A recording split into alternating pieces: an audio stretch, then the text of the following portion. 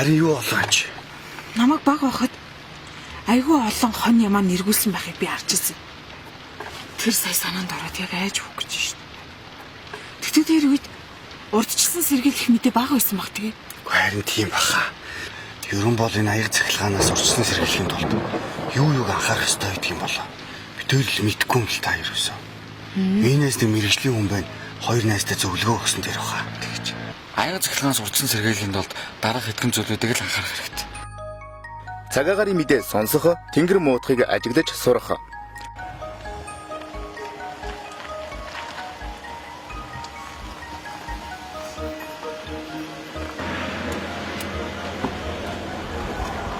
Ороо зогссон байж штэ.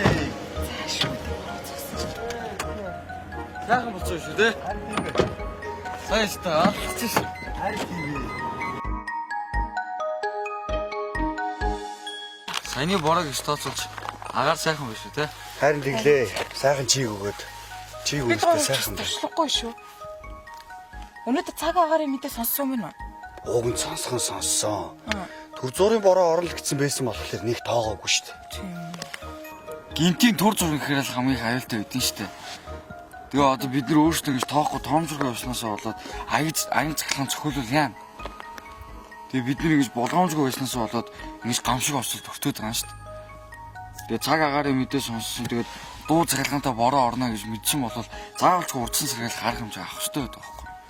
Гү тэгээ яаж аавна гэж бид нар анхнаасаа л гарч ирэхдээ мэдэхгүй гараад ирсэн шүү дээ. Тэгж ярьж болохгүй. Хүчтэй дуу цахилгаантай бороо орно гэдэг сонссон бол хүчтэй дуу цахилгаан бороо орж байгаа үед заавалчгүй урдсан сэргээл арга хэмжээ авах хэрэгтэй байхгүй.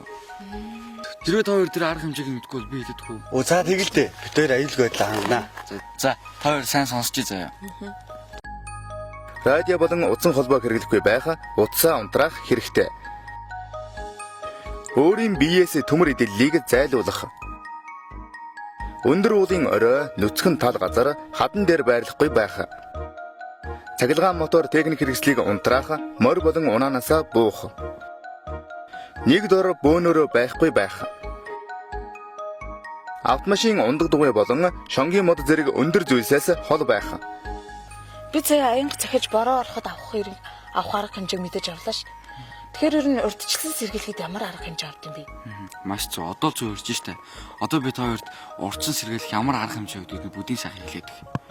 За тийм. Гэр орноо хэтэрхий өндөр газар ялангуяа ганц мод хадан цохооны дэргэд барьж болохгүй. Аянга зайлуулагчийг хийсэн байх, аянга зайлуулагчийг борооны улирал эхлэхээс өмнө шалгах. Хур бороотой улиралд Монгол гэрт гал түлээгүй үедээ гэрийн янданг авах. Цаг агаарын мэдээг тогтмол сонсож байх. Бид аянга цахилгаанаас урдчлан сэргийлэх аргад суралцлаа. Харин та